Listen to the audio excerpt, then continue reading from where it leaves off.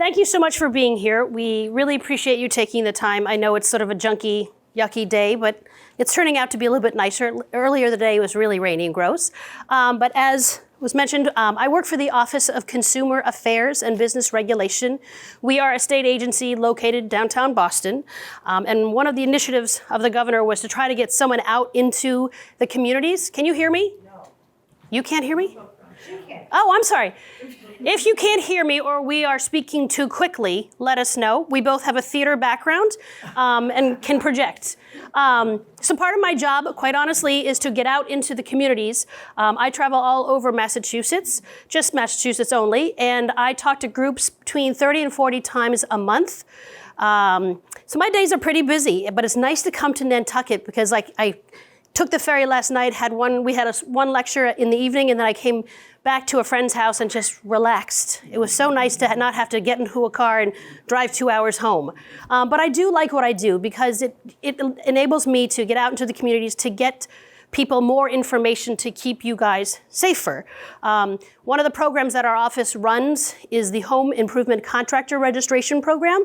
If you're gonna do work on your own home that's over $1,000, that contractor has to be registered through our office. It is a state law. If it's a vacation house, it doesn't count. It's only for your own home. We have a registration program, so we keep track of who's doing the good work in Massachusetts and who's not. I think last year we registered over 39,000 contractors. So we have an arbitration program, so we can go to bat for you if you're having an issue with a contractor. And we have a guarantee fund that can pay consumers back up to $10,000 in actual losses. I believe last year we paid out over $300,000 to consumers and roughly, I think, $80,000 to contractors. We do go to bat for our contractors. Every once in a while, we will have a contractor who did phenomenal work and the consumer refuses to pay the final bill. So we will go to bat for our contractors. We also run the state lemon laws. So if you buy a car and it turns out to be a lemon, you can call our office and we will help you deal with that. And on the little trifold brochure that was handed out, we have a consumer hotline that runs Monday through Friday from 9 to 4:30. And if you have a consumer question, comment, concern, you will actually talk to a human being who answers the phone. And we do have an 800 number, and I can get that in a few minutes. It's just a great way to get a hold of your local state government and say, hey, I have a question about something. Because our office, we're the umbrella for 5 other agencies: the Division of Banks, the Division of Insurance, Professional Licensure, Telecommunications, and Standards. So if you have a problem with your cable bill, you can call us and I'll get you to DTC and they'll answer some questions for you. If you don't understand your insurance policy and your insurance carrier isn't answering their phone, you can call us and we'll get you some answers. We field between 300-400 calls every single week from consumers all over the globe. So it's just one of those things that I always like to put out from the very beginning, because if you have questions, comments, concerns, you want to complain about something, let us know. Tell us if something is not right. That's why we're here. And that's part of my job, is to answer and talk to consumers all day long. And I love Amy and I we joke we have really good job security because there's so much fraud going on. And it's nice to get out into the communities instead of sitting behind a desk. So I will let Amy introduce herself. We have been collaborating for the last 4 years with the Better Business Bureau and giving these programs in Eastern Mass. Hi there. I'm very happy to be here. It's been a pleasure collaborating with Robin and her office for the last 3 to 4 years. It's made my job so much better because I've been with the BBB for about 8 years now and delivering these programs all on my own. So it's nice to collaborate. And it's just really important that we're offering these free services and these free programs to the communities. Like Robin said, we have amazing job security because these scammers aren't going anywhere. The identity thieves aren't going anywhere. So it's just important to stay up to date on what their tactics are. Before we jump into that, I do just want to mention a little bit about the Better Business Bureau, because I think most people have heard of the BBB. We've been around for 107 years. So at some point, you've probably heard Better Business Bureau, BBB. And at some point, you may have utilized our free services in filing a formal complaint against a particular business. People know to do that. And we want people to know that you can continue to do that. Call us if you've had a problem with a product or a service or a business, what we do is help serve as essentially the middleman between the two parties. You, the individual that has the issue, and the business, the representative from the business. And what we hope to do is facilitate the dialogue and hope that we can come to some sort of solution or help come to some sort of solution or resolution to whatever the issue might be.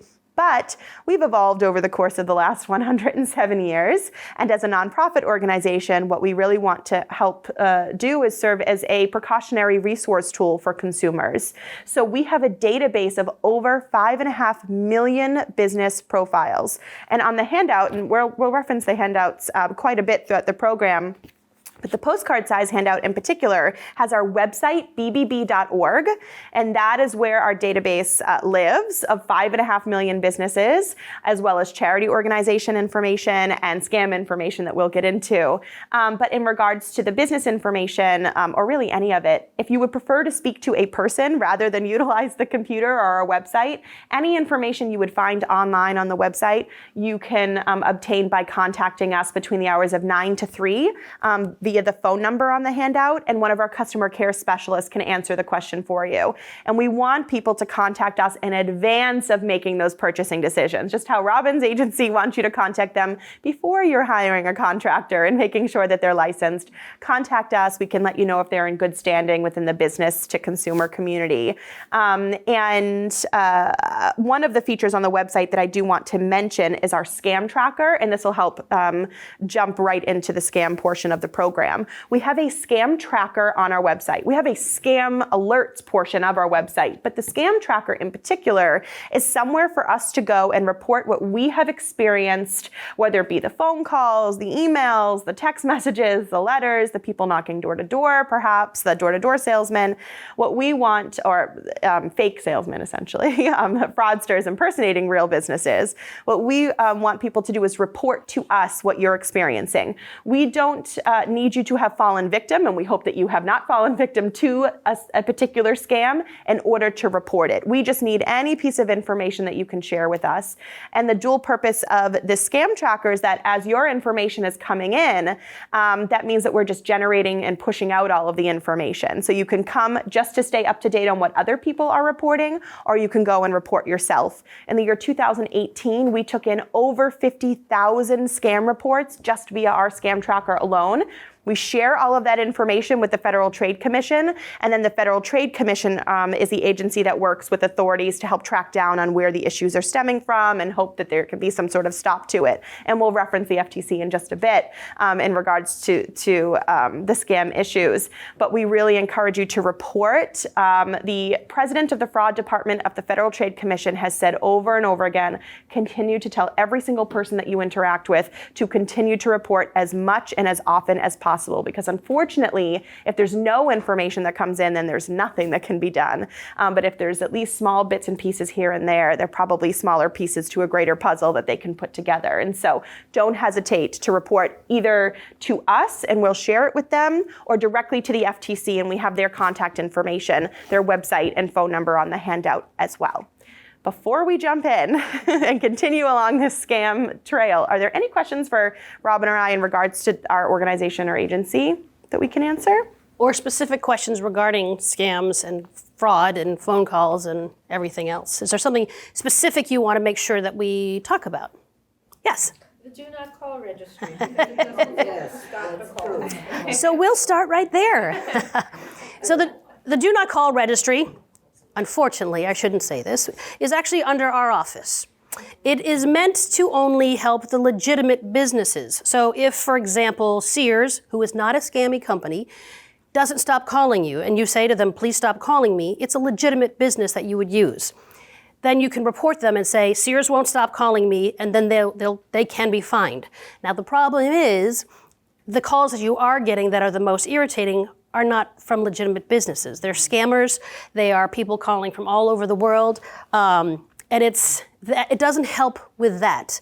It does help with the legitimate businesses. So you should put your number on the Do Not Call list, but just know that the scammers don't care, because they're calling from all over the world, and they're they're hoping they're never going to get found. What you can do, the Federal Trade Commission and the FCC, the Federal Communications Commission, a couple of months ago, they have a new program that they started rolling out to deal with all of the robocalls. What it does, it's basically authenticating caller A before it gets to caller B. And the more we report all of these scam numbers that keep coming in, my phone is always getting scam calls and text messages. The more you report those specific scam numbers, it goes into their system so that if that number pops up on your caller ID, it will actually, it'll get authenticated before it comes to you, because the Federal Communications Commission will say, oh, this one number has been reported as fraudulent or scam all across the country. Let's not allow it to get to you. Yes? Except I read recently that they can choose a number instead of having the action, and she's Sure, shaking her yeah. head. So, yes. How can you track a number that's not even a legitimate number? So what you need to do, even the illegitimate numbers that are going to cut, if you call them back, this is a non-working number. You still report those numbers because it does help the FCC to stop it another time getting back to you. Or you can block it if you have a smartphone, you can block them. They did notice in the month of July a downtick in the actual robocalls, which is a good thing. Your best bet, quite honestly, is don't answer the phone. If you don't recognize that number 110%, don't answer it. Unless you know the chief of police, I'm not knocking the police department, but unless you know that chief of police directly, he's your very close friend, why would the chief of police be calling you? Or the IRS, or our office. So I have to now say, you can download an app and I can scramble my phone number. So I can make it look like the chief of police is calling your spouse, your brother, your son, your grandchild, whomever I want to make it look like. Or even just the area code, because our scammers know that we get really curious. Well, it came up as my number. Should I answer it? Or it came up with the right area code. Or they rang once and then they hung up. And then because they know that we'll sit and fester for like an hour. Should I call that back? Don't call it back. It's just a scammer looking for you to give personal information. It's unfortunate, and I have to say this, our office actually has been spoofed. And unless you have left a message on our office or sent us an email, we're never, ever gonna call you out of the blue. But unfortunately, there's someone out there who is making calls to consumers saying, this is Sarah, I'm calling on behalf of Consumer Affairs. We'd like to update some information for you. We're never going to do that. That's not my job. Unless you've called me, I don't have time to call consumers randomly. And neither does our helpline. They're busy all the time. And now that we're sort of getting into the holidays, our calls will pick up quite a bit more because it's the holidays. But it's just unfortunate that we have to talk about this because it's out there. And they know that we get curious. So if you don't recognize that number 110%, simply don't answer it. Don't be curious. If you decide to answer it and you get a real scammer, like a real human being, which is very odd, don't egg them on. Don't blow whistles. Don't swear at them. Don't yell at them. Don't give them funny answers to their questions. We kind of joke, and we've met so many people in the last 4 years who love to freak out the scammers. But you know what? If they're calling on your home phone, they can do a reverse search and figure out where you live. Then you really are going to meet the police department because now you might have some crazy person coming to your house. Or on the flip side, I met a woman who lived on the North Shore in Massachusetts, and she thought it'd be fun to scam the scammer. So she kept him on the line for 45 minutes, about an hour. He got so upset that he was getting scammed, he called her every hour on the hour for 4 days straight. So by the time Monday morning, Tuesday morning rolled around, she was so paranoid because her phone wouldn't stop ringing. So if you get that call, simply hang up. Don't give them any information. Don't answer yes. Simply hang it up and move on. If they don't leave you a message, it's probably a scam. It's such an interesting... Oh, I'm sorry. Did you have a question? Yeah, I do. What happens to the local calls you get? You know, we have 508 and then 228 usually. And it's a legitimate name that you know, and you answer it, and it's a scam. This is one of the most interesting facets. To do that? Well, they don't. But it's, yeah. They don't, but it's one of the most interesting facets to these scams today. It's what we were talking about before with what good might it do to even report the fake numbers that are popping up. It's so easy for these scammers to just scramble the number that pops up on our caller ID screen. And they're smart. We don't like to give them too much credit, but they are smart in regards to that because they know that if they're calling from Jamaica or Toronto or Dubai or China or Russia, we're not as likely to answer the phone when we see that pop up in our caller ID. But they know that the closer they get to us, the more likely it is that we'll answer, which is why you might see the police department or your own phone number pop up on the caller ID, or even just the area code. And Robin was saying that not answering the phone is the best tactic for us to push back with.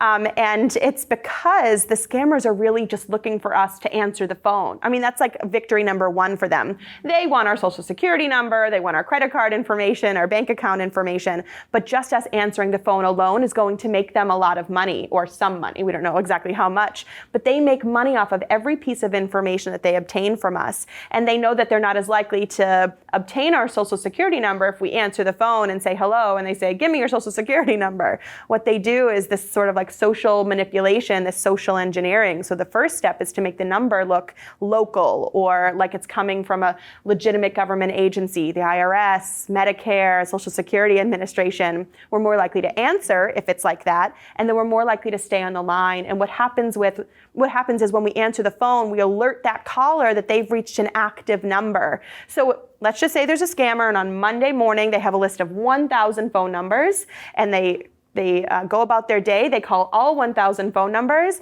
and let's just say 500 people have answered the phone that day. The next day, when they go to make their calls again, which numbers do you think they're going to start with? The ones that had somebody answer the previous day. But not only is it information for that particular scammer, but they're selling our information to more and more and more scammers. So not answering the phone is one of the best things that we can do for ourselves, just simply for that reason, so that our information maybe can be controlled in regards to where it's being spread or how it's being spread. So the phone number, we can't necessarily rely on the caller ID, but it's worth utilizing and looking at and then reporting it.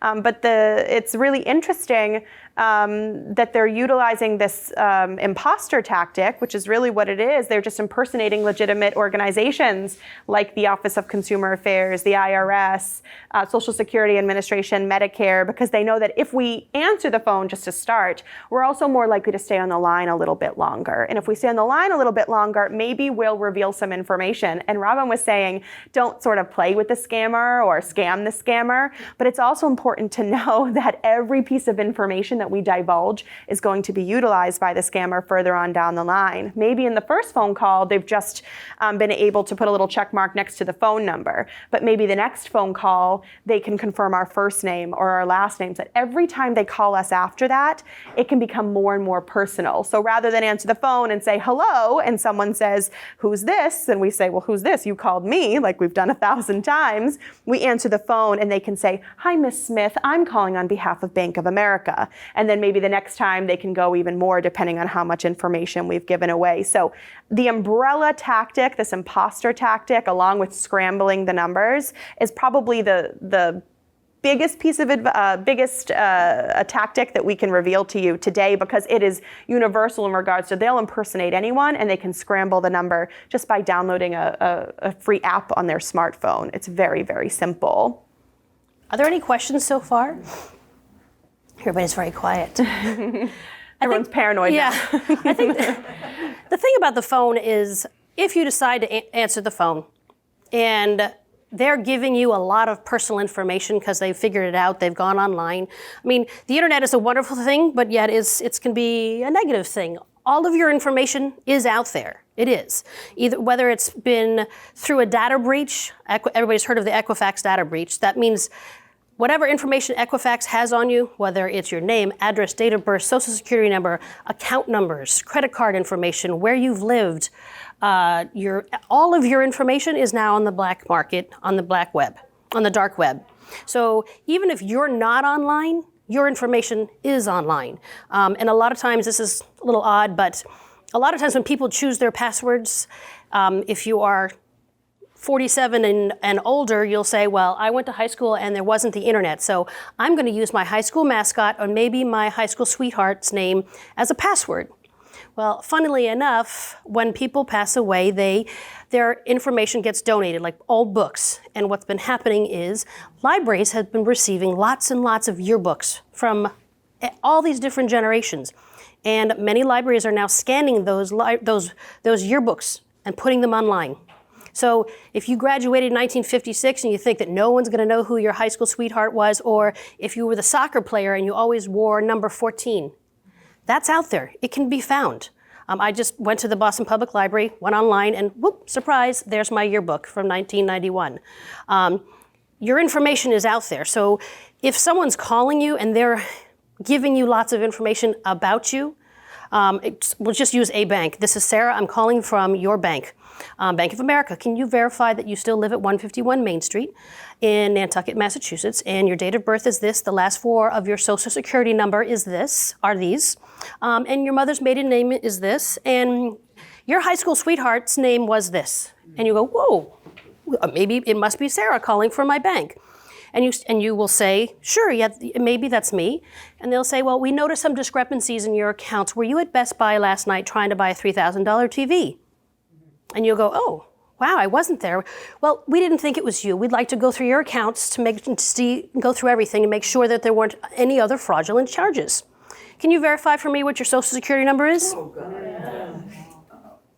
And we all groan, but it happens. It's called social engineering. What it is the scammer is giving you so much information that they make you feel comfortable, then you make the wrong, horrible decision and say, oh, I can verify my social security number. You don't have to. Your bank and your credit card companies already have that information.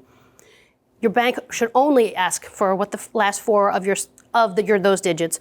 Or I know that I have pushed back from my credit card in my bank and changed my security questions. So they have nothing really to do with numbers. Every year I actually change them. They get creative, so if you're going to change your security questions, they're not asking your mother's maiden name and your favorite dog or your favorite grandchild anymore. They are getting creative. One of the questions they asked me, which I had no idea what the answer was, he's like, who did you go to prom with? And I just sat there like, that was 20 years? I don't know who I went to prom with. And the guy was very nice. He was from Visa, and he's like, look, let's choose another security question that you can answer. But they're getting creative because they're trying to find security questions that can't be found online, which is very difficult nowadays. And it goes to when you have passwords, you should be creating very secure passwords. They can't be anything that's really associated with who you are. Your favorite grandchild, your dog's name, favorite color, where you went to high school, maiden name, all of that. We all choose the same passwords and then we recycle them in like 10 years and then we add a 1, 2, 3 and an exclamation point. It's okay, we all do it. We can all go like this. I don't do that. But the problem is our passwords are too easy and we're not changing them enough. You should be changing, yes. The problem is I can't remember the easy passwords. I know. How am I going to remember a password? I got an answer. It's a fair question. He's asking, he can't remember his easy passwords. Get a password keeper. You can either write them down in a little book. I write them down. Okay. But when I go to the website, they don't accept it. Oh, has it been too long? So you're probably going to have to change your password. Sometimes different websites, when you have to sign in, if you haven't signed in quite a while, they will require you to reset the password. If just for safety. I sign in once a year for my Easy Pass. I only go off. Oh, I know. I never remember my Easy Pass. I can never get into it. So what they're doing, it's their safety precaution because they know that you haven't signed in a year. So they really want to take that next step and say, you know what, we really need to authenticate who you are. So maybe try signing. I know who I am. No, but they don't. That's the problem. They don't know who you are. Because I could have stolen your information or purchased it online, say from a data breach, and typed in, oh, I'm going to sign in as you. Oh, can we just reset my password super quick because I don't remember what it is. There are electronic password keepers that you can put on your smartphone. I only have to remember the one password to get into that, and it's relatively. It's not too difficult. But I put all of my passwords in that. And every 6 to 9 weeks, I know no one likes to hear this, I do change my passwords. You got to do it. And they have to be long and kooky and have nothing to do with who you are. Choose a song lyric or a lyric from a poem, whatever it may be. Choose something long and crazy, whether it's polka dot shirt and long hair, something silly, but it's something that is not associated really with who you are. I put it on a password keeper. What you could do, you can write it down and squirrel it away somewhere. Don't put it in a folder called passwords. Just password as your password. Yeah, no, don't do that because that's the number one password everybody uses. Or you can save it on a jump drive, create a spreadsheet and save it. Don't save it on your computer. If someone cracks into your computer, now all your passwords are there. Put it on a jump drive and keep the jump drive somewhere in the house.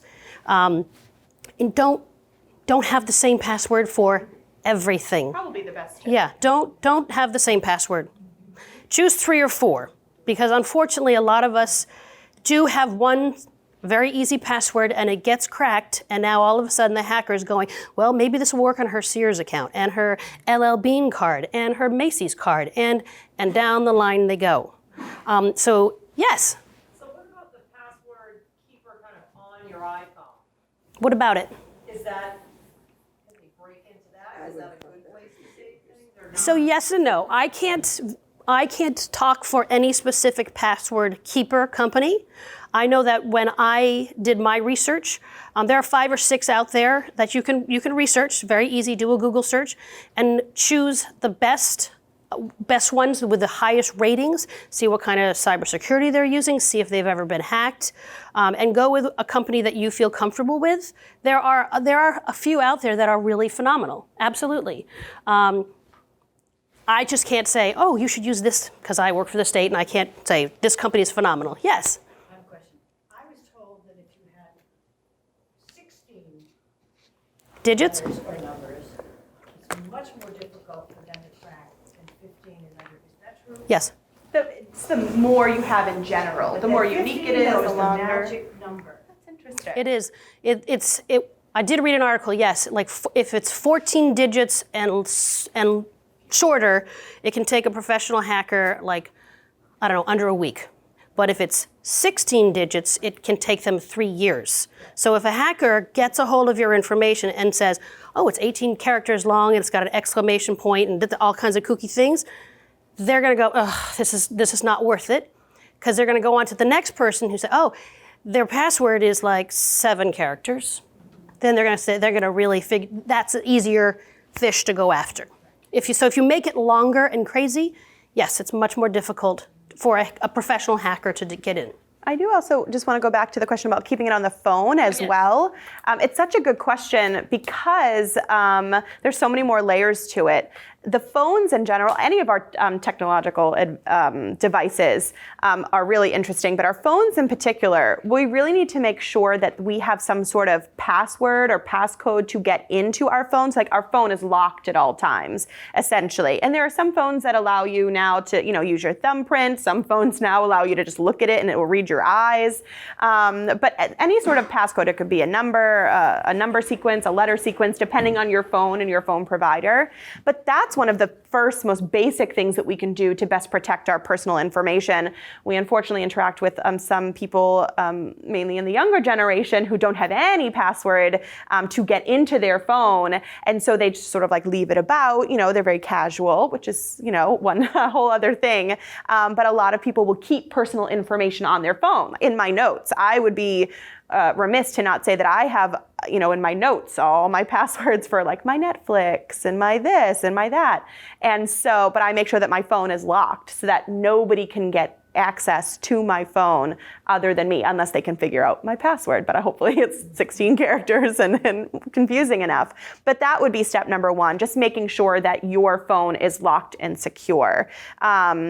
And then maybe you can keep, some stuff online. But it's the same thing with our computers.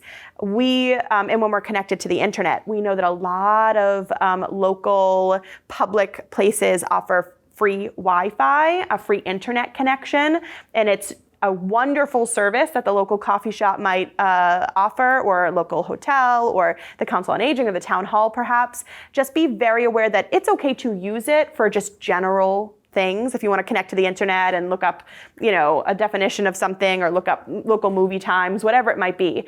But to do any sort of online banking or make online purchases using a public Wi-Fi could be potentially very dangerous, because we don't know who else is also connected to that public Wi-Fi. And these scammers, these computer scammers in particular, are just at another level in regards to their savviness and their abilities. They can hack in to what it is that you're doing somehow. We don't know how it's possible, but somehow they can do it just through the internet. They're using the open internet. So they're called lurkers. Kind of weird. But what they do is they'll sit at coffee shops and they're using the same internet that we're all using. So they can, with their machines, their laptops, they can figure out, oh, look at that, Sarah's sitting down, she's doing some online shopping. Let's see if we can figure out how to get her credit card number. It happens at libraries, it happens at doctor's offices. I know that when you go to your doctor's offices, that a lot of times, mine still does, they ask me for my full social security number. I don't like that at all, drives me completely batty, but I actually never verbally tell them what it is. I actually write it down on a Post-it note and I put it across to the woman who's checking me in. I said, please don't verbalize this to me, but this is what it is. And then I watch her shred it. Because I do know that there have been lurkers.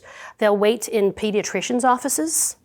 We talk about identity theft and fraud, and we all think it's just the older generation, but children who are 18 and younger are 52 times more likely to have their information stolen and breached. And it's just, it's a fact out there. Because what happens is most parents don't think, who's going to steal little Susie's social security number? She's 3, she doesn't have any kind of credit. She doesn't even have any money. What is there to steal? They're just looking to be little Susie in another state. There was an article in AARP a couple years back. There was a data breach at a daycare center in the Midwest, and someone stole the identities of 6 children. And mom and dad had never thought about doing a credit check on any of these kids. Why would they? They shouldn't have credit. They're 3, 4 years old. But what happened is this one little girl turned 16 and she went to get her driver's license, and they run your social security number when you get your driver's license. She had 6 DUIs listed in different states under her name. It took 3 or 4 years to clear her name.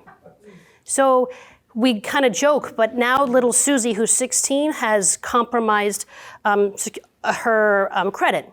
And they also found some credit cards that were listed with massive balances.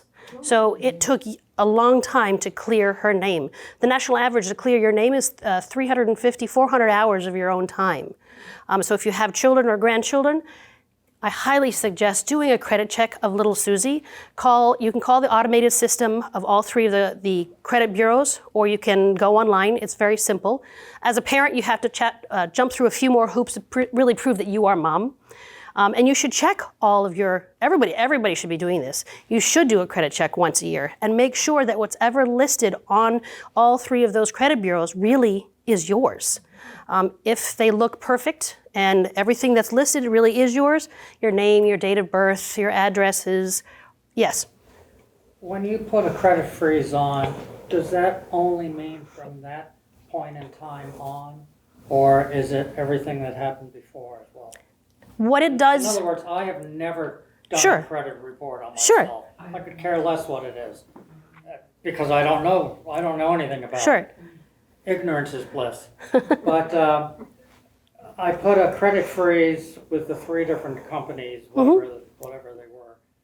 And so I know that no one can pull up my credit report. But what about before I did the credit freeze? Is that public information? It's not necessarily public. What it means is, when you're going to go do a credit check, you want to make sure that whatever is listed, a Discover card, a student loan, a mortgage, whatever's listed, your name, your date of birth, you want to make sure that whatever is listed on those 3 credit reports are actually yours. So we met this woman who, she was in her early 40s. It tells you that I've never done a credit check. It's really easy. I have no idea what it's all about. So it's very easy, and it's a very boring read.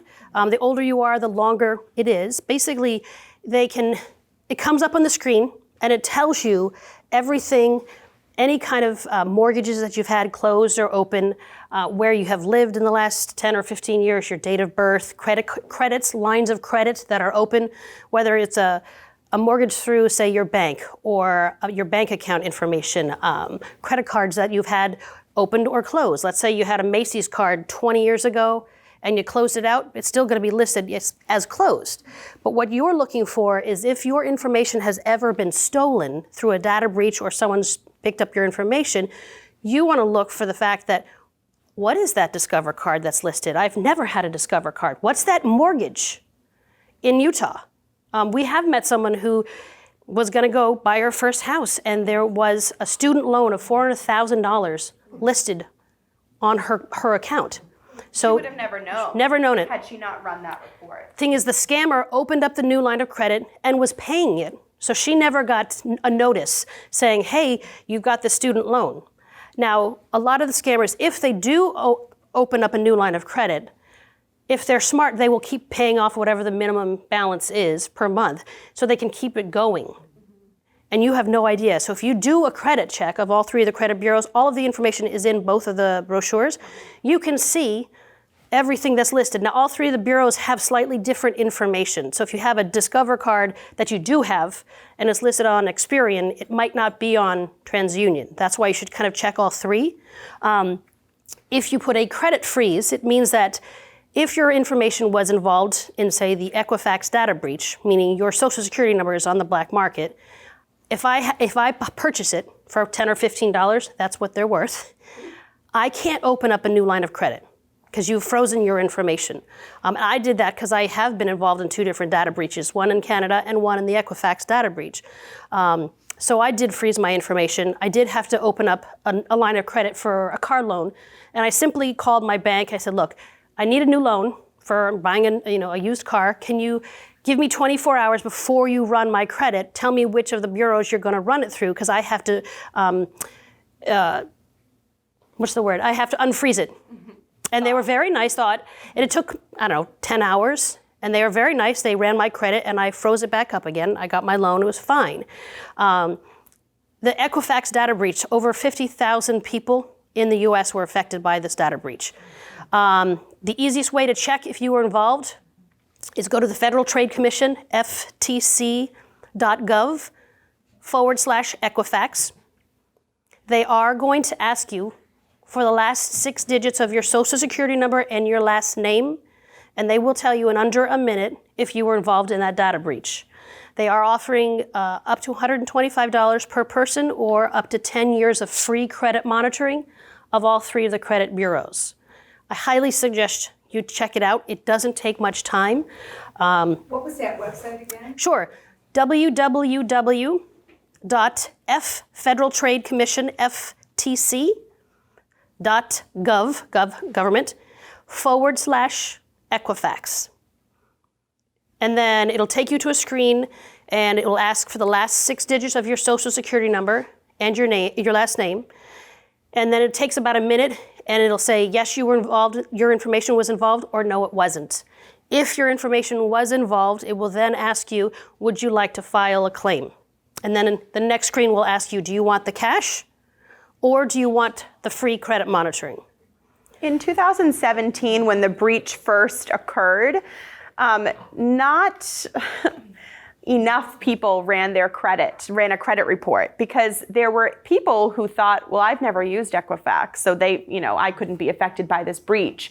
And I totally understand that notion. I might think the same thing if I wasn't delivering 200 identity theft programs a year.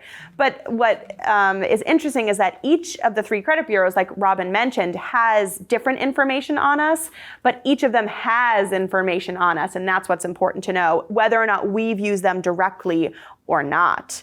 And so, it may have been that 10 years ago you went and got a car loan, and that particular automotive dealership happens to use Equifax. And so you may not have gone there directly, but some other organization or agency that you've utilized has. And oftentimes, Most often, the only way to know if our identity has been stolen is to run a report from each of the 3 major credit bureaus and notice if there are things that are open that we did not, in fact, open. And there are so many people that we interact with that say, nobody's coming after me and stealing my identity because I don't have anything for them. And I also can understand and appreciate that notion, but it's not necessarily about the money we have or the assets that we've obtained. It's just the fact that we have a an active social security number that they could then get a hold of and utilize to obtain a passport, obtain a license, take out a loan, things like that, obtain a green card. So it's just the number itself. And unless we're running that report, we may not know. And Robin mentioned each of the 3 major credit bureaus, we have their website and their phone number on each of the handouts, the trifold and the postcard size. You can do it online or you can call and do it over the phone. There's no charge, like Robin was saying. And we recommend doing at least one of them once a year, but each of them do offer it for free each year. So you can spread it out throughout the year. If you're only going to do one, just make sure that if you're one a year, make sure that you're cycling through. So if you choose TransUnion this year, next year do Experian, the year after do Equifax, and just keep cycling so that at least, it's the ball sort of in motion. Mm-hmm. I just want to mention that those credit bureaus make mistakes too. Mm-hmm. And I started getting mail for a woman. I could never figure, I had spent so much time trying to find this woman. She wasn't in Nantucket. It turned out she had 1 digit off of my social security number. And they must have manually entered her social security number at one point and I didn't know people were even involved in these things anymore. I thought it was all machines. But they corrected everything immediately, but it was their error. And it kind of stumped me that they have actual people entering data. Weren't as thorough, right? It could have been a loan, handling someone's loan, the loan officer who put that wrong digit in. So she brought up a great point. If when you do a credit check, and you notice something is incorrect, you can dispute that. You can and you should write a formal letter to Experian and say, this is Sarah Smith, I live at 151 Main Street in Nantucket. There is a Discover card that's listed on my account. I've never had a Discover card and I want to dispute this. And send it registered mail to whichever the bureau is. And I think they have the right to respond. They have to respond to you within 30 to 45 days. That's why we say go check, because you would notice, well, what's that? Or I met a woman who said, well, I just did a credit check and it said I was dead. So that was a little bit more. Any discrepancy. Yes, and you should do that. Any and all. Any and all. Anything that looks out of the ordinary, even if they misspelled your name. We've seen that. I mean, the woman that we met who had a 4-year university college loan, over $400,000, this loan. And she's like, I never went to whatever the university was. I went to this university. Then she had to prove that she went to that university, get all kinds of things to prove it, to get that off of her credit.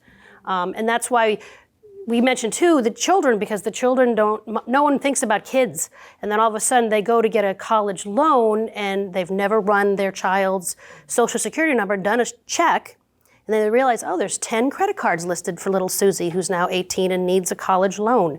Well, who's going to give her a loan if she's got 10 credit cards listed that are maxed out, or DUIs? Ooh, that's even scarier. So your best bet is, quite honestly, Amy and I always mention, is just to monitor your information. When your statements come in, monitor them. Go through line by line. When your credit card or your debit card comes in, make sure that all of those charges really are yours. It doesn't take much to pick up a credit card. All it takes is someone with a smartphone. Two pictures, front and back of your credit card, and you don't know what's happened. You've given your credit card, say, to a waiter or a waitress, and maybe they're having a really crappy day. They think, well, she's not going to notice as I turn around and take 2 pictures. And now they're online shopping and you have no idea it's happening. And then you get the bill and someone gets $30,000 worth of camping equipment sent somewhere else.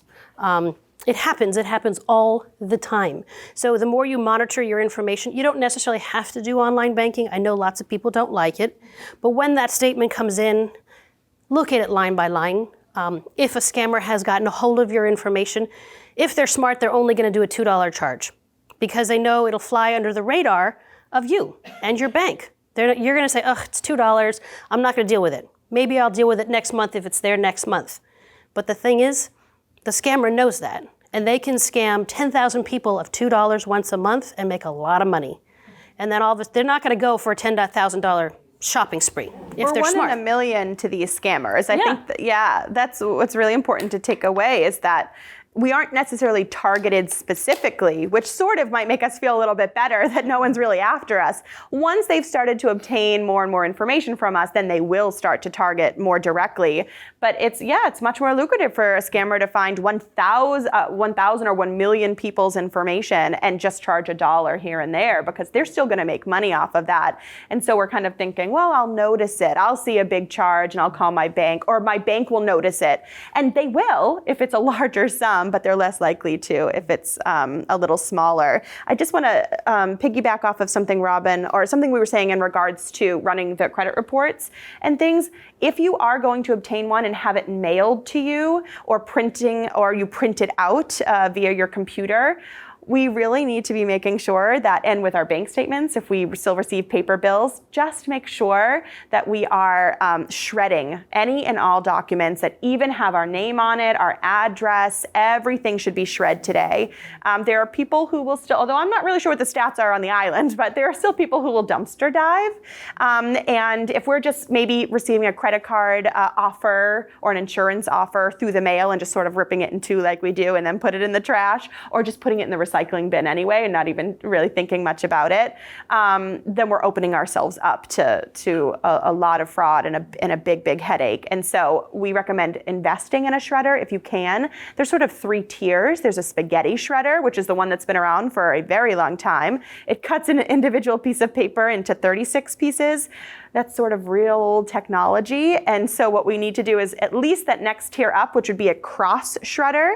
I believe it cuts an individual piece of paper up into 360 pieces. So it takes the scammer a little bit longer to put together. But if we really want to invest and take the time, a micro shredder would be the way to go. And a micro shredder really tears up a piece of paper. It basically turns it into confetti. And you can find them fairly cheap. I purchased one that maybe isn't as cheap. I purchased a $100 micro shredder, but I can shred old cards. I can shred a lot of stuff. I can think of a million things I'd rather spend $100 on, but I will say at the end of every day I come home, if I have a receipt or multiple receipts, as I like to shop, and it has the last 4 digits of my credit card on it, I shred that. Anything that comes through the mail, I shred. Rob and I always talk about catalogs and magazines. You do not have to shred the whole catalog or magazine, but take off the label and then remove the inserts, especially if it's a catalog that has an insert where you can purchase products and just mail it back through the postcard. Oftentimes it will have your account number on it, and that's all they need to purchase products. And we can't predict how often or if at all, if ever, someone will go through your trash, but it's just a tiny little thing that we can control. There's so much in regard to all of these scam and fraud issues that feels like it's not within our control. Shredding in particular is just a simple thing we can do. I can't control who's going to go through my trash, but I can control what they'll find. Yeah.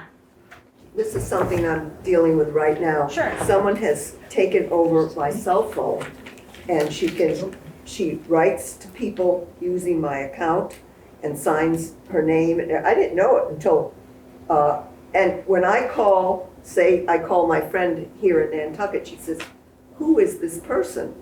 That's how you're identified coming in to my house. So Have you called your carrier? no, because I can't find the way to contact them from here. I have to go home and get all my information first. I wonder if it was an old cell phone. Was it like a used cell phone that you had purchased? Like maybe it was somebody else's cell phone before it was yours? And maybe they just never transferred over. They may just have not transferred over from the individual who had it before you and then transferred it over to your name. It could be that. And I bought it from my phone company, not from any person. Yeah. I would. You're going to have to get a hold of your carrier, and they're going to have to walk you through and how to change that and fix that. Unfortunately, it does happen from time to time. I had a friend in my office who got a refurbished phone through, I don't remember who the carrier was, but for some reason, the other person who it used to belong to kept coming up. So, or other people who had that number associated with the other person kept calling her. So you're really going to have to But talk. that didn't happen right away. Yeah. I mean, I've had this phone for 3 or 4 years. Nobody Sure. has ever called. So you, right, you're going to have to talk to the actual character, their carrier, sorry, and go through them directly, because it's nothing something that we can do. But you're going to have to explain and say, look, what's going on, or even get a brand new number. It sounds like it's been spoofed, but who knows? Did you have a question? No. Yeah. I'm going to go a little bit further. The group that I belong to, a senior group in Boston, talked about this particular book, which I just ordered. It's called I'm Dead, Now What? Okay? Don't laugh, because your children, anybody following you has got to be able to get into your cell phone, your, you know what I'm saying?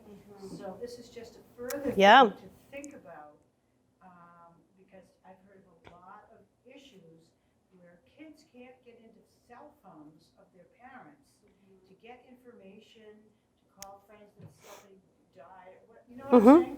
So that's a further, that's just going a little. Yeah. So if you have an attorney who has drawn up wills for you and figuring out your future, you can and work with an attorney and say, look, if something happens to me before, here I want you to have. Here are all my passwords. Here's access to my phone company and my financial accounts and all of it, because this is actually a relatively new thing within the last 10 years, is because we're all online.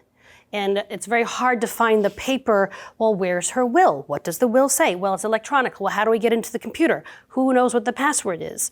So if you have an attorney that you have written a will through, and you obviously trust that person, or a family member, a direct family member who said, all right, I know all mom's information. If something happens to her because she's going on this fabulous trip, I know how to get into her phone. I know who her family attorney is. I know the financial information. I know how to get into her computer.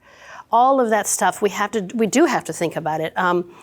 That way, if a freak accident happen, your family isn't spending thousands of dollars with a professional hacker to try to get in, or you don't try to deal with your phone carrier and producing a death certificate so that the phone carrier says, okay, fine, she actually has died, and now we can give you access to her information. It's something you should bring up with family, or a close attorney that you feel comfortable with, because it is now becoming much more of an issue because all of us are online. And it's funny, we give so many lectures and so many people, it's, Nana's not online. Yeah, Nana is online. See, people 65 and older, you're teched up. You've got your computer, your laptop, your tablet, you've got the smartphone. But I should mention, though you're very techied up, a lot of times people don't know the ins and outs and how to use those products very well, or they don't know the safety. How to, like, if your computer says, hey, it's time to do an update.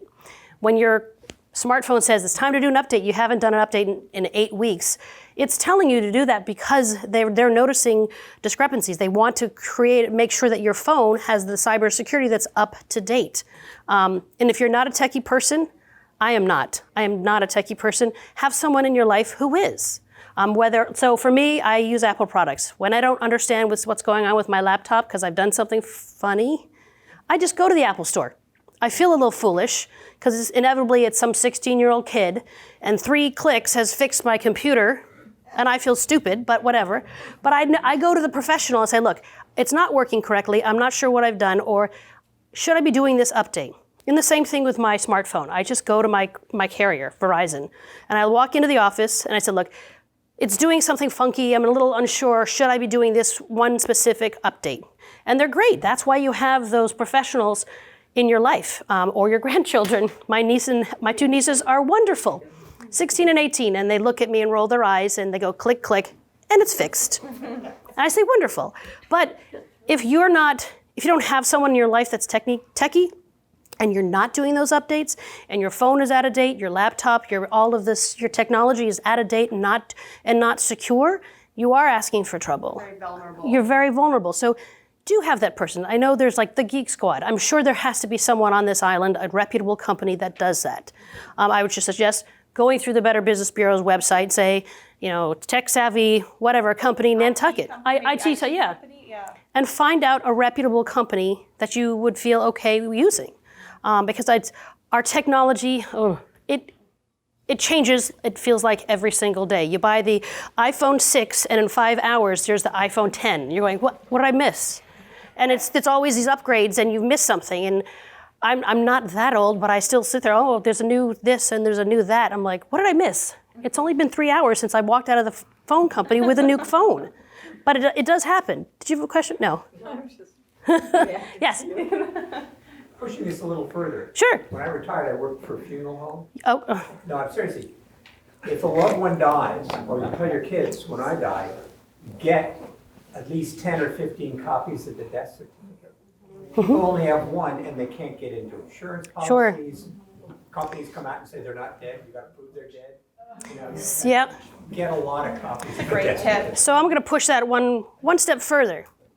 When someone passes away, make darn sure whomever handles the funeral parlor, that they actually report that that person has died to the Social Security Administration.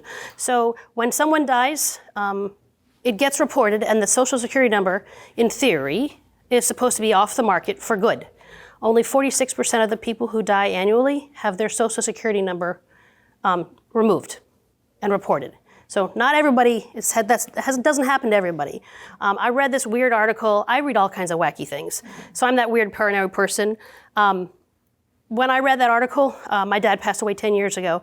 I freaked out, and my mom can contest.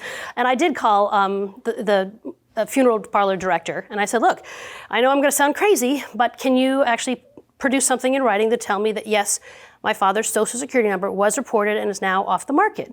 And the guy was really nice. He's like, well, I wish more people would do that and check, but yes, I do that with every single person. And he emailed me something in writing, and I felt better, because you never know if that number is still floating around, and all of a sudden, 5 years from now, there are 6 lines of credit opened up in dad's name, and the children get all these notifications. Hey, we've got a Visa, a MasterCard, it does Discover, and they've got like $30,000 worth of debt on your father. And you're going, well, dad's been in the grave for 10 years. How did this happen? So you really want to kind of push back and check that as well, and especially for children who are born and never leave the hospital. That does happen, and children are having their information stolen before they even walk out of the hospital, or if they don't survive, they're born and don't survive, their information is stolen as well. So you've really got to push back and go, all right, do we cross all our T's and dot all our I's? Yes. Can you assume if the Social Security checks have stopped, that they've taken the number off the market? I wouldn't assume anything. It's a good question. It's a very good question. I would double check. I would double check. You just never know.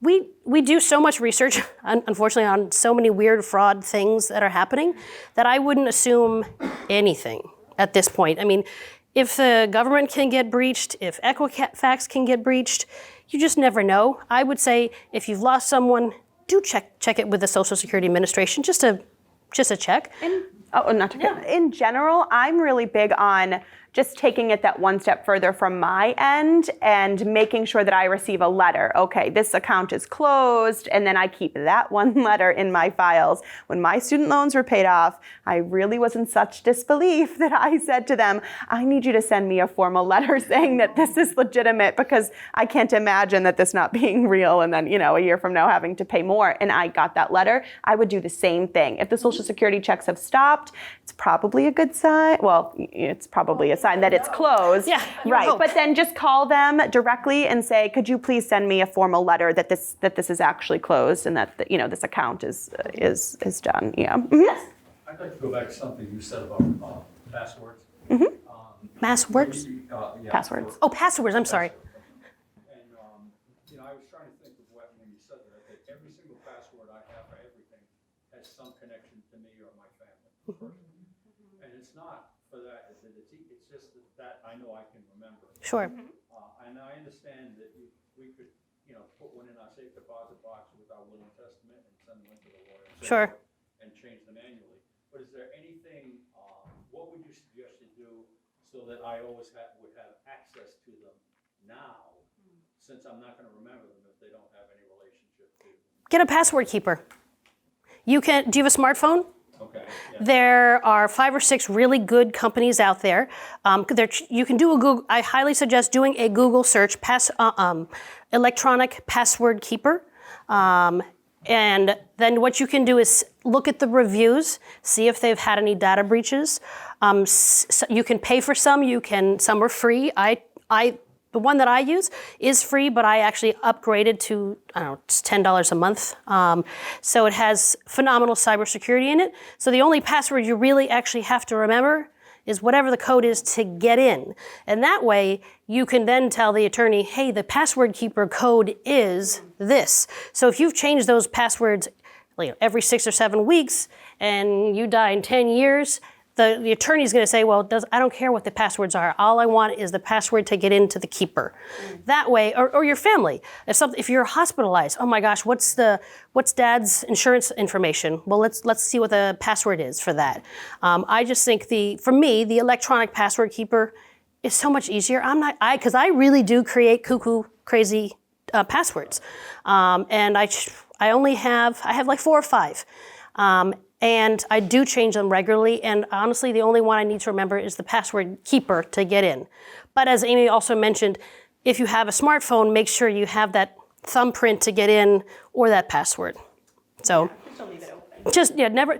We mention this because we have talked to younger groups, and most teenagers leave their stuff everywhere, their backpacks, their phones, and whenever I talk to kids, I'm like, first of all, do you know what your social security number is? No, but it's written in my phone. I'm like, oh, okay. So if I found your phone today, could I get into your phone without any password? Sure. Okay, so now you're saying, I have all of your personal information that's in that phone, and I know what your social security number is because you put it in a file. So you just have to make sure that your cell phones, the smartphones, are secure, whether you do the eye or the thumbprint or a password. That will keep you a lot safer. Are there other questions that we can answer for anybody? Yes? Yeah, just to back up to, we talked about death certificates and whatever. It's really critical that whoever is giving me information to Social Security or to a pension plan or whatever have the same dates. I had a situation when my husband died several years ago, and our situation is different here in Nantucket then. He died in Boston, and then I had to deal with the undertaker there as well as the undertaker here. And the undertaker here reported the correct date, but the Boston hospital reported the wrong date. He had died in the middle of the night, and I understand what happened, but it shouldn't have happened. And you cannot believe the hassle I had with the federal government after that to get that straightened out. And finally, my daughter was helping me. She got a lawyer that was going to go to the, and it was a well-known Boston hospital because they were stalling around, and someone had to go to the city hall in Boston to correct that mistake. Sure. And it just took forever. So that is really critical. That, you think you're going to the best place in the world, it's not always the best place. Due diligence. And I'm a nurse, so I totally understood what happened in the middle of the night. Yep. Someone's half asleep and didn't realize the clock had moved. And that's what happened. Yeah. But, it really messed things up for me for a while. At a traumatic time in your life anyway. So I agree 100%. Whenever you're dealing with information like that, you really have to take a time out and take a step back and go, all right, let's take a deep breath and make sure the paperwork is correct. Because they are human beings most times. It's not a computer system inputting it. It's a tired individual who might have been on work for a 15-hour shift and they might have misspelled your name or the date, the time of death, and it does happen. It's human error. When data breaches happen in the Massachusetts and it affects a mass resident, that entity has to report it to our office and the Attorney General's office. So I read data breaches all day long, and it's amazing the amount of human error that keeps happening because of, oh my gosh, they faxed the hospital records to the wrong company, or the financial records got faxed to the wrong company. You're going, oh my God, and they're very reputable companies, but it's just someone just wasn't paying attention, was still doing a fax and faxed it to the wrong number. And you think, oh dear Lord, this person's whole identity has just gone to some random company. And it happens. So you do need to do your due diligence. Yes? One time I was showing my granddaughter her great-grandfather's grave in Concord in Sleepy Hollow Cemetery. You were there. And we're saying, oh goodness, there are two different discrepancies in the date. He died this day, and then the Navy said, no, he died this date. We still haven't corrected it. I'm like, now what? It's a lot of paperwork. Right. The longer it goes, the harder I think it becomes. Oh, we wouldn't have known had we not gone there. It's like Right. the dates. When your 16-year-old niece says, why is Grandpa listed death at 2 different dates? I'm like, oh my Lord, wow. Who's wrong, the Navy or the graveyard who did the engraving? Oh my Lord. So yeah, and then I'm not sure if it was the Navy who didn't do the correct etching, but then I thought, who do you talk to in the Navy regarding that? So a lot of different hoops. Yes. I'm looking at this section, how do IDPs get your information? And I'm assuming the credit card, they need the actual credit card to skim it, right? They can't do it off the number itself. What do you mean? Well, it says they skimming the information from your credit card using a device referred to as a skimmer. So, yes. So they need the card. Oh, so how does They skimming? can't do it just with your number. They can use the number. If they might obtain your number online, but skimming if you've like purchased something online and they have hacked in, but skimming in particular is a term used for someone who's utilized a device, whether it's a cell phone, they've snapped a picture, but they have to have the card itself, That's right? what I figured. So I'm pretty confident except you get to data breaches. I mean, anybody can be subject to that, right? You have no control over it. But my question is, how does a hacker determine he's going to go to might be little trouble, but some trouble getting your password? What makes him decide to go after you? I think it's more about like skimming at like gas stations. Oh, so skimming devices are usually found at gas stations, at gas pumps, the older ones, or at your ATM. And what they're doing is the fraudster is getting the security code on the back of the card, the 16 digits on the front, and depending on the institution, what's on that magnetic stripe on the back. Some banks have your name and address and phone number. Some it's just name and address. It depends. But what they're doing is the scammer is just sometimes they can get your password as well because they might have a hidden camera waiting for you to type in your password at the gas pump. Or they have what's called, they will put am I hearing music? Yeah. Oh, or what they have done, they have put an overlay on the actual numbers for where you put the pin pads. There's also a device, an app that you can put on your phone that if I walk in after you've just typed in your password, the numbers, I can hit a button through this app, and through infrared, I can figure out what numbers you've touched. So for skimming devices, yes, they're not necessarily getting your social security number, they're getting your credit card information or your debit card information. And if they put one like on a gas pump, and let's say 100 people in a day swipe their card to fill their car with gas, they've just obtained 100 different individuals' credit card information. Okay. But the only place I ever use my password is at the ATM. Your PIN, right? That's the only time I ever use it. But Okay, it's so- not the password. So when you do so not all entities ask for your PIN when you're shopping. So None of them the stores I know, just Right. the bank. right.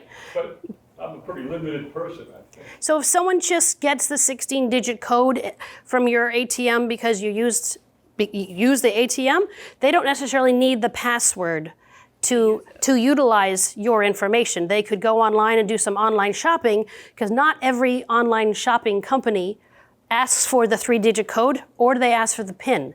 Sometimes they only just ask for that 16-digit number on your front of your card. That's true.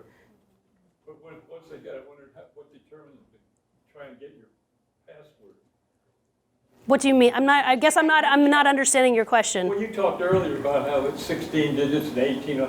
When did they decide to do that, to hack and try and get your password? So there's a little difference between like a PIN number for your card and a password for your accounts, like a password to log into your email or log into your social media accounts or log into this or that. So the PIN number is different, although the PIN should be, you know, how unique can a four-digit number be? But it should be fair, you know, it shouldn't be 1, 2, 3, 4. But they aren't necessarily looking for the PIN number. They're looking for passwords for that. But they can do damage with the information that they've obtained, even if they don't have your PIN, which is what Robin was saying. And I was going to just follow up with that, and it doesn't matter if I can't think of it. I'm up to date. Okay. Are there other questions that we can answer for everybody? Everybody's very quiet. Yes. I think I know what he's talking about, because I had my Macy's card compromised. And I didn't know until I got the bill. And I got the bill and it said I bought a $2,000 watch. So then I had to do the police in Braintree and the police here and the police there. And finally, we figured it out. And Macy admitted it. They said it happens a lot. I'd given them my Macy's card, and you know how they wrap stuff up, and you're not looking. They put it down, took a picture with the camera, and then handed it back. So I said to them, "How could you have this? I have the card." Oh, she said, "It doesn't make any difference. They compromised the card by taking a picture. And you didn't see them take the picture. So never let it out of your sight. It's such a good When point. you hand them at a store, don't let them take it somewhere else. I think what you said last night too, if you're at a bank and you have to put your PIN number in that little number thing, you put it in. After that, they have an infrared camera and they can tell by the heat what your numbers were. And if you're just after that, start pushing all the numbers. So if they go with the camera, they all like. Skimming devices have been found everywhere and anywhere that you take a credit card or a debit card. I mean, they have been found inside of banks at the teller, right there. It's awful. They've been found at restaurants, hotels, gas stations, anywhere you use a credit card. That's why we always suggest, if you're gonna get scammed, have it be your credit card. If you have to only use an ATM debit card, I do understand lots of people don't want to use credit. I understand that. If you're going to only use a debit card, you should have a daily limit of the amount of money that can be withdrawn every day. Just know that you're more susceptible if you Right. use your debit card. It's that way, and I mentioned this because it did happen to a friend of mine. She only used her debit card, and she used her debit card at a gas station, and she didn't realize that that gas pump had a skimming device inserted in the machine. Her account was drained in under an hour. 40 grand, boom, gone. Took her 4 months to get all the cash back in. So if you're gonna get scammed, it's not if, it's when. Let it be your Visa, MasterCard, Discover. They're gonna call you and go, all right, we need to go through the last 10 transactions because they do follow us. Your banks and your credit card companies, they know the times of day you usually shop, what you usually spend, where you shop. It's a little creepy. But if they notice something slightly out of the ordinary, they're going to call you, text message you, send you an email. They're going to alert you if it's a good, reputable company. And I had to actually put a travel announcement on my credit card Monday through Friday just for the state of Massachusetts because I travel so much. And when I first started this job, I was in Adams. I don't live anywhere near Adams. But then the following day, I was down in the Cape. And then the following day, I was in Tingsboro. I was all over the place in 3 days. And my credit card company imploded. They were like, whoa, whoa, whoa, whoa. You're getting gas here, you're getting gas there, you're getting a sandwich, what's going on? And they put a stop to my credit card. And I couldn't imagine because it's not like I had a big bill or anything. So I finally had to call them because they kept stopping it. And I finally said, look, I travel for the state. Only in Massachusetts. I work for the state of Massachusetts. If you see something Monday through Friday in Maine, Vermont, New Hampshire, Rhode Island, then yes, let me know there's a problem. But they are following us so much because there is so much fraud. They will see something a little out of the ordinary. They're going to say, all right, she never spends this amount of money.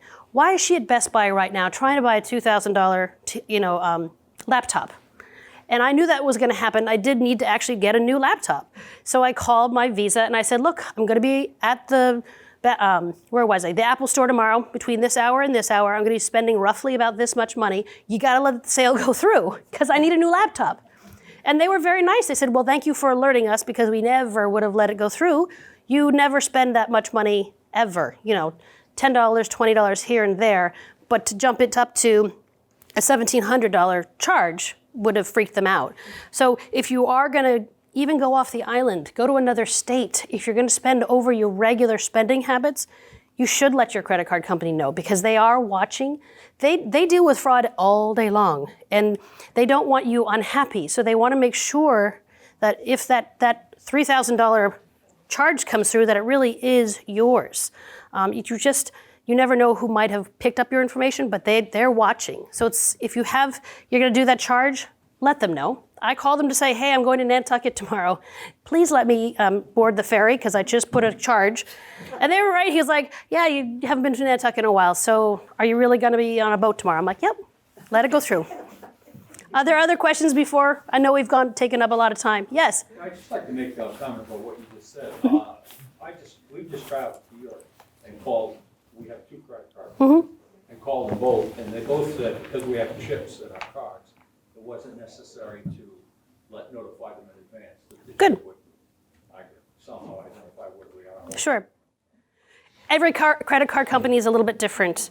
I took a trip to Sweden last year, and bizarrely enough, they allowed me to buy the plane ticket, and then when I had to buy something else in order for the trip, then they wouldn't let it go through. So I did. Sometimes some companies don't care. Obviously, if you have the chip, much better technology. Most people have the chip now.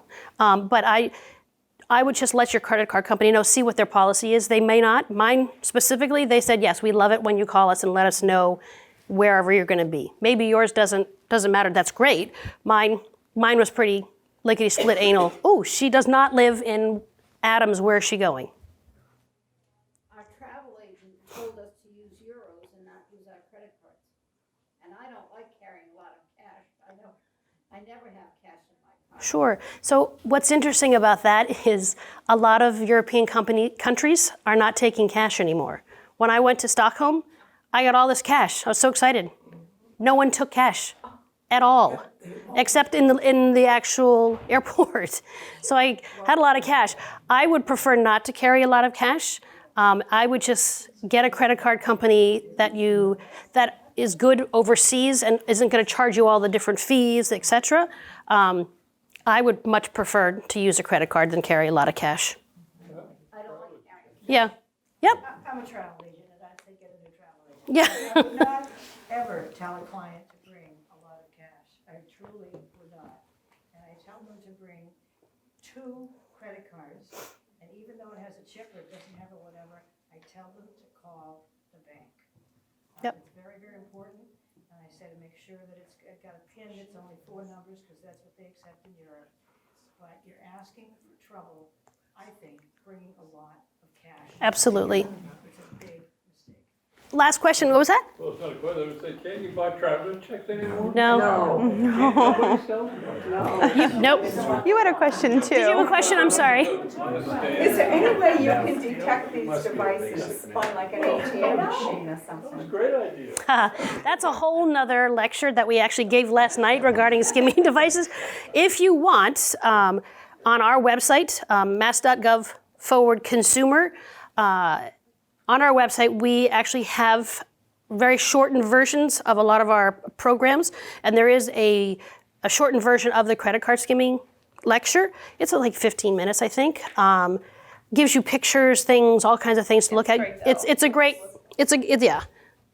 Or we can come back another time and do that lecture. That's a whole another hour. I didn't know you had a lecture last night. Yeah, there was one at the library. Yes. You're the 3rd one, aren't you? Yeah, and we're on our way to We're going to Sherburne Commons. And what are you going to tell them? Same as today. Yes. Thank you so much for being here. We Thank appreciate you taking the you. time.